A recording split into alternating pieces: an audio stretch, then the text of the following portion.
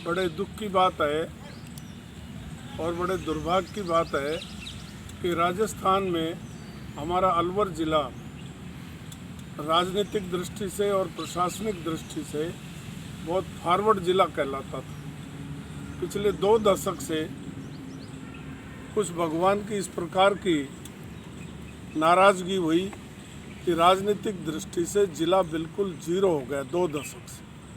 यहाँ पर अफसरशाही हावी है और राजनेता बदली, ट्रांसफ़र, कर्मचारियों को इधर से उधर करने में लगे रहते हैं, परंतु सार्वजनिक रूप से जनहित के कामों में टोटल फेलियर है और उनकी इस प्रकार की क्षमता भी नहीं है कि वो सरकार से जनहित की बात मंजूर करा लें और इस क्षेत्र का डेवलपमेंट हो सके। मैं समझता हूं कि डेवलपमेंट में सबसे पिछड़ा हुआ ज़िला 2 दशक से हमारा अलवर है। मैं एक बात कहना चाहता हूं कि यहाँ बड़े लंबे अरसे से ज़िले की मांग चल रही थी कि बहरोड को ज़िला बनाया जाए, नीमराना को ज़िला बनाया जाए, ये सारी बातें चल रही थी और प्रशासनिक दृष्टि से भी बीच की जगह थी।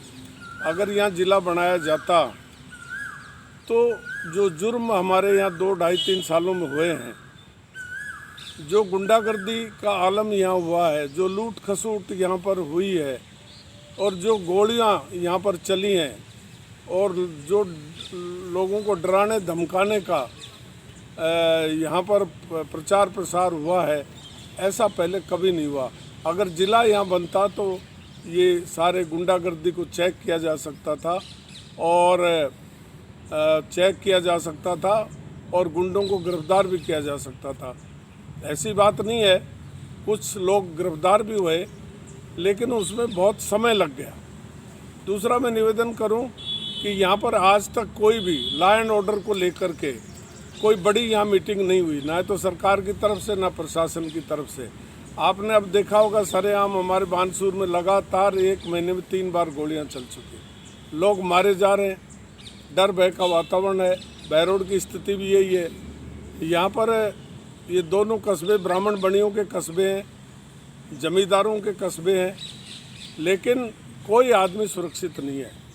गांव में बहन बेटियों को गुंडे लोग उड़ा ले जाते हैं, भगा ले जाते हैं और कोई उन पर उनको रोकथाम के लिए कोई डर भय का वातावरण नहीं है। सब निडर होकर के ये सब काम कर रहे हैं। बानसूर में तो इतना बुरा हाल है कि दलित वर्ग की महिलाओं का हमारे ज़िले में पूरे में ही है, ये दलित वर्ग की महिलाओं के साथ सब बलात्कार हो रहा है, बदमाशियाँ हो रही है, लेकिन उन पर कोई रोकथाम नहीं, ना कोई गिरफ्तारी हो रही, और गिरफ्तारी होती है तो भी एविडेंस के अभाव में सब समाप्त हो जाती हैं, कोई पेन नहीं ले रहा। तो मैं ये आपके माध्यम से, अखबार के माध्यम से ये निवेदन करना चाहता हूँ कि नया प्रशासन आया, अभी पुलिस प्रशासन नया आया है और ज़िला कलेक्टर भी नए आए हैं। मैं उनसे आपके माध्यम से निवेदन करना चाहता हूँ कि पूरे ज़िले का सघन दौरा करें और सभी लोगों से बातचीत करके ये जानकारी हासिल करें कि यहाँ गुंडा एलिमेंट्स कहाँ हैं, कौन क्या करते हैं। और यहाँ तो मैंने ये भी सुना है कि कई व्यवसायों को तो मंथली भी देनी पड़ रही है जीने के लिए, यहाँ जीने के भी लाला हो रहे हैं। तो इन सब की जांच करनी चाहिए और एक एक कर चुन करके गुंडों को यूपी की तर्ज पर गुंडों को गिरफ्तार करना चाहिए। डर भय का वातावरण उनमें पैदा होना चाहिए ताकि इस ज़िले को छोड़ करके ही बाहर भाग जाए, तब जाके इस क्षेत्र में शांति कायम होगी। अभी बानसूर में लगातार जो है 2 दलित महिलाओं पर बलात्कार हुए और वो, हालांकि वो हमारे भाग दौड़ करने से, आंदोलन करने से गिरफ्तारियां तो हुई हैं, लेकिन आगे क्या होगा ये कुछ लोगों की समझ में नहीं बैठ रही कि आगे जाके क्या होगा। तमाम गवाहों को तोड़ने की कोशिश हो रही है, पुलिस को पता है कि गवाहों को तोड़ा जा रहा है, कंप्लेंट हो रही है, पर कोई सुनाई नहीं हो रही। तो सब लोगों से मेरी प्रार्थना है कि पुलिस प्रशासन के नोटिस में लोग जाएं और उनको बताएं कि ये गुंडागर्दी कहाँ से होती है, कौन लोग करते हैं, कौन लोग शामिल हैं, कितने राजनेता लोग शामिल हैं। मैं ये नहीं कहता कि राजनीतिक में रहने वाले लोग वो पाक साफ हैं। राजनीति और पुलिस अगर दोनों ही पाक साफ हो जाए तो गुंडागर्दी का शब्द ही डिक्शनरी से हट जाएगा। तो ये इन सब चीज़ों को पुलिस को बड़ी प्रमुखता के साथ, प्राथमिकता के साथ इन दोनों विषय पर गंभीरता से विचार करके और इनको यहाँ काम करना होगा। और दूसरा मैं निवेदन करूं कि राजस्थान की सरकार ने ये कहा था कि हम बिजली देंगे और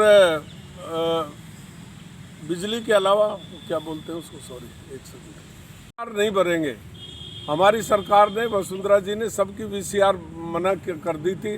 अब उसके बावजूद ये सरकार लगातार वीसीआर भर रही है, लोगों को डरा रही है और डकैतों की तरह से वीसीआर लोगों के घरों में कूद करके, सीढ़ियाँ लगा के कूद कर मार रहे हैं, पीट रहे हैं, धमका रहे हैं और ज़बरदस्ती वीसीआर भर रहे हैं और करोड़ों रुपया चौथ वसूली के भी ये कर रहे हैं। जो पैसे दे देता उसकी वीसीआर भी माफ़ कर देते हैं। मैंने ऐसे भी केस सुने। इस ओर ध्यान देना चाहिए।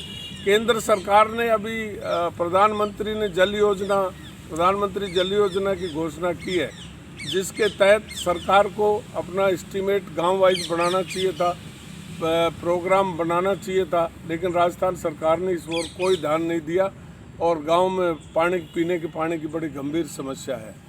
तो मैं निवेदन करना चाहता हूं कि सरकार होटलों में रहना बंद करे, होटलों से बाहर निकले और ये निजी जो लड़ाई है इसका खामियाजा जनता को नहीं भुगतना पड़े। और इसलिए सब सरकार को ये चाहिए कि होटल की राजनीति छोड़ करके और रचनात्मक कामों में लगे, तब जाके काम चलेगा। अब मामला ये है, बहुत बुरी बात है, बहुत दुर्भाग्य की बात है राजस्थान की, कि पिछला 1 महीना तो सरकार होटल में बंद रही राज्यसभा के चुनाव के लिए, और अब होटल में कब तक रहेगी, अनिश्चित काल के लिए रहेगी, क्योंकि अब तो कोर्ट कचहरी होगी। अब ये कोर्ट कचहरी में कब फैसला आएगा तब तक लोग होटल में बंद रहेंगे, तो जनता कहाँ जाएगी। जनता की हालत बड़ी किरकिरी हो रही है, बड़ी ख़राब हो रही है। किसके पास जाए और किसके पास नहीं जाए, कोई माई का लाल सुनने वाला नहीं है। तो मैं प्रार्थना करना चाहता हूँ आपके माध्यम से, माननीय मुख्यमंत्री जी, कुर्सी का लालच छोड़े और जनहित का स्टेप उठाना चाहिए उनको, और जनता के बीच में आके कहना चाहिए कि भाई एमएलए ने मेरा गला घोट रखा है, ताकि आम जनता का उनको समर्थन मिले। और अगर वो सही बात कह रहे हैं तो उनको इस तरह के दबाव से निजात भी उनको मिलेगी। उनको जनता के सामने आके बताना चाहिए कि मेरी स्थिति क्या कर रखी है इन लोगों ने। अब जो एमएलए जा रहा है मुख्यमंत्री का गला दबाकर, जो मनमानी, जो मर्जी आवे जो उनसे करा लाता है। अब ये थानेदार रहना चाहिए, ये एसडीओ रहना चाहिए, ये कलेक्टर आना चाहिए, ये एसपी आना चाहिए। तो ये अपना और पराया का जो दौर चल रहा है, ऐसा दौर तो नगर पालिका और पंचायत समितियों में भी नहीं चलता जो आज सरकारों में चल रहा है। तो इनको ये जो अंधेरे में आज सरकार बिना सरकार के राजस्थान अंधेरे में है, इसको शीघ्र सरकार को चाहिए कि इसको उजाले में लाए और फंक्शनिंग को सुधारे और जनहित में कार्य शुरू करें। ये मैं कहना चाहता हूँ।